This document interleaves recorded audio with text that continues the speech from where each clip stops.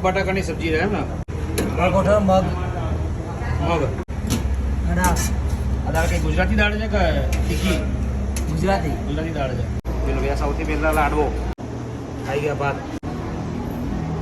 બટાકાનું શાક છે, આ મગ અને આ આપણી ગુજરાતી દાળ.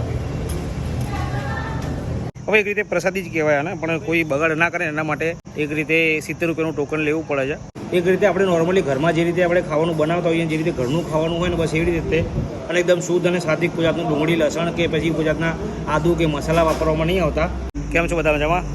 ફરી એક નવો જ વિડીયો લઈને આવ્યો છું, અને આ વખતે કોઈ હોટેલ કે રેસ્ટોરન્ટ લઈને નહીં આવ્યો. અત્યારે હાલ હું આવેલો છું ડાભલા, કે જે મહેસાણા હિંમતનગર હાઈવે પડે છે, અને વચ્ચે ડાભલા ચોકડી આવે છે, એની બાજુમાં જોગણી ધામ. આ જોગણી ધામ એક મંદિર છે, અને તમને તો લોકોને તો ખબર જ છે કે ભાઈ હું પહેલેથી મંદિર હોય કે પછી કોઈ આવી ધાર્મિક જગ્યા હોય એને પહેલાં પ્રમોટ કરું છું, અને એવી જગ્યાઓ પહેલાં બતાવું છું. અને આ મંદિરની બાજુમાં તે અહીંયા આગળ જોગણી ધામ ભોજનાલય કરીને એક સારું એવું ભોજનાલય સ્ટાર્ટ કરેલું છે. શરૂઆતમાં 1 પણ રૂપિયો લેવામાં નહોતો આવતો અહીંયા આગળ જમણવાર માટેનો, પણ લોકો જમણવારનો બગાડ કરતા હતા, જે ના થવું જોઈએ, અને બગાડ ના થાય એટલા માટે તે અત્યારે હાલ 70 રૂપિયા રાખેલા છે. અને મંદિરનું ધામ છે ભાઈ, એટલે સ્વાભાવિક છે કે ભાઈ જમવાનું તો સારું જ હશે, અને સાત્વિક ભોજન રાખે, શુદ્ધ છે. અને એવું બી કહેવામાં આવે છે કે અહીંયા આગળ જે જરૂરિયાતમંદ હોય, જે લોકો જોડે પૈસા નહીં હોતા, એ લોકો જોડે રૂપિયો બી લેવામાં નહીં આવતો. બસ અન્નનો ખાલી બગાડ ના થવો જોઈએ બસ. ડાભલામાં જોગણી માતાના જોગણી ધામ મંદિર, કે જે પાતાળ જોગણી છે, એમના દર્શન તો બહુ સારી રીતે થઈ ગયા છે હવે. અને હવે ભોજનાલય તરફ જઈશું, અને ભોજનાલયમાં અત્યારે હાલ આજે કઈ કઈ વસ્તુ પ્રસાદીમાં છે આપણે જોઈશું, અને તમને લોકોને બતાવીશું. બરાબર છે? હવે એક રીતે પ્રસાદી જ કહેવાય ને, પણ કોઈ બગાડ ના કરે એના માટે એક રીતે 70 રૂપિયાનું ટોકન લેવું પડે છે. બાકી તો એમની ભાવના તો લોકોને ફ્રીમાં ખવડાવવાની છે, લોકોને એક રીતે ભોજન વ્યવસ્થા પૂરી પાડવાની છે. ભાઈ રોટલી બી અહીંયા આગળ ગરમા ગરમ બને છે, એવું નહીં કે ભાઈ રોટલી પહેલેથી બનાવી રાખવાની, ગરમ જ બનાવવાની. શું કેવું રમેશ કાકા? ગરમ છે? ફૂલેલી તાજી આ ફૂલી નો રોટલી ફૂલે રોટલી આલવાની ફૂલે રોટલી ગરમ ગરમ બને છે ભાઈ. ઘી ચોપડી આપવાનું, કોઈ બી ગ્રાહક આવે ને તો શેકી જ આપવાની, ઠંડી નહીં આપવાની. તો જો ભાઈ લાડવા છે, ભાત છે, અને 2 પ્રકારની સબ્જી છે. એક બટાકા છે, બોલો તો 1 મિનિટ. આ બટાકા છે, અને બીજું છે કઠોળ. કઠોળમાં મગ છે, અને કઠોળ લગભગ રોજ ચેન્જ થાય છે. અને દાળ છે, ગુજરાતી દાળ. આ રોટલી છે, ઘીવાળી રોટલી છે. ઘીવાળી છે. હે રમેશ કાકા ક્યાં ગયા? રમેશ કાકા આ બાજુ આગળ આવો, આ બાજુ આવો. એટલે રોટલી બધાને ઘીવાળી જ ખવડાવવાની એમ? ઘી ચોપડેલી. અને દરરોજ તમે જ ઊભા હો છો અહીંયા આગળ?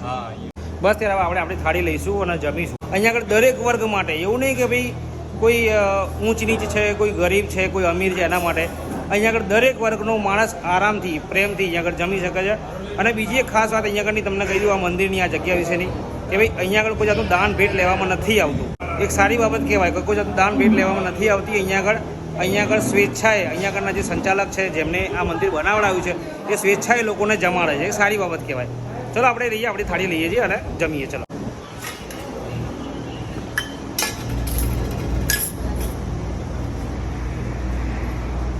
સૌથી પહેલા લાડવો માતાજીની પ્રસાદી છે ને? માતાજીની પ્રસાદી છે. ગોળનો લાડવો, ગોળના લાડવા છે એમ ને? ઓકે. આવી ગયા ભાત,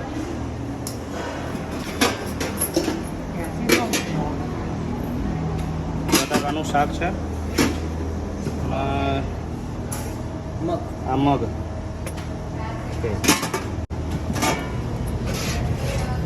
અને આ આપણી ગુજરાતી દાળ.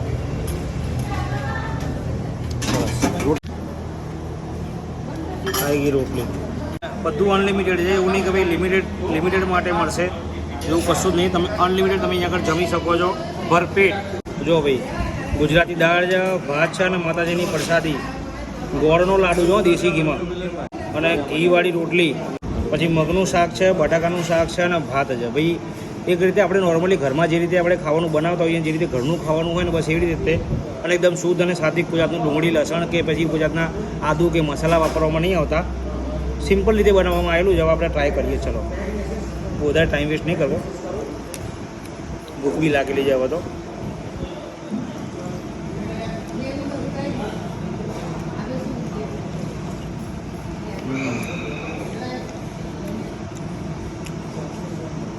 કોઈ જાતના મરી મસાલા નહીં, કોઈ જાતના વધારાના ટેસ્ટ ઇન્હેન્સર બિલકુલ બી નહીં. જો કે મંદિરનું ભોજનાલય છે અને એકદમ સાત્વિક, પણ એવું નહીં કે ટેસ્ટ બિલકુલ બી નહીં. ટેસ્ટ એકદમ સુપર છે ભાઈ, બહુ મસ્ત છે. અને હા, તમે લોકો અમદાવાદથી અંબાજી આવતા હોય, હિંમતનગર જતા હોય કે પછી અહીંયા વિસનગર બાજુ ક્યાંય નીકળ્યા હોય ને, તો પછી તમે લોકો ટ્રાવેલિંગ બહુ વધારે કર્યો કાં તો ટ્રાવેલિંગ વધારે કરવાનું હોય ને, તો અહીંયા આગળ જમીને જજો, કારણ કે આ તમને હેવી નહીં પડે બિલકુલ બી. એ વાતની આપણી ગેરંટી. તો બટાકાનું શાક ખાઈ જવું બી કેવું લાગે છે, કારણ કે ભાઈ બટાકા તો તમને ખબર છે કે આપણા ઘરમાં ડેલી રેગ્યુલર બનતા હોય છે. બટાકાનું રસાવાળું છાલવાળું શાક.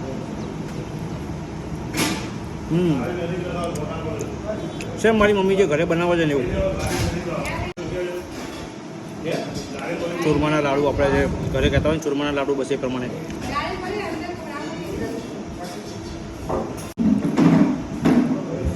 દાળ ભાત તો બી મારી રીતે જ ખાઈશ.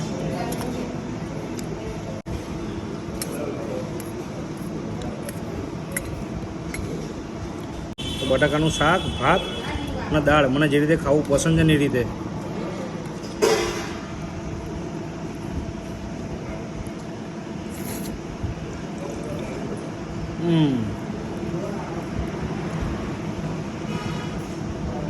ભાઈ દાળનો ટેસ્ટ સુપર છે, બાકી મજા આવી જાય એવો છે.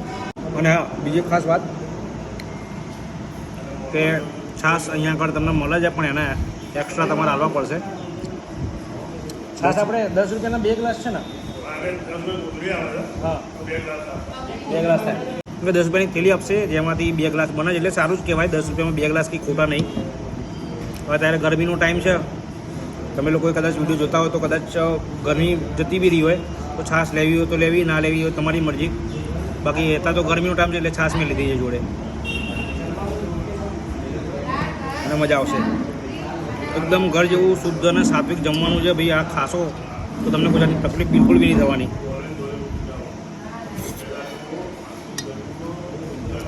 અને માતાજીનું ધામ છે, જોગણી ધામ છે.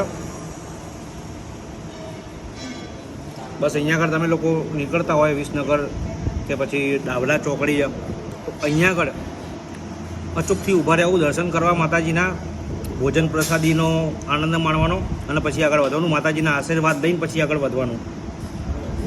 સિરિયસલી ભાઈ મજા આવી ગયો. બસ ત્યારે ચલો અહીંયા આગળ વિડીયોને વિરામ આપીએ આપણે, અને મળીશ તમને નવા વિડીયોમાં નવી જગ્યાએ. ચલો.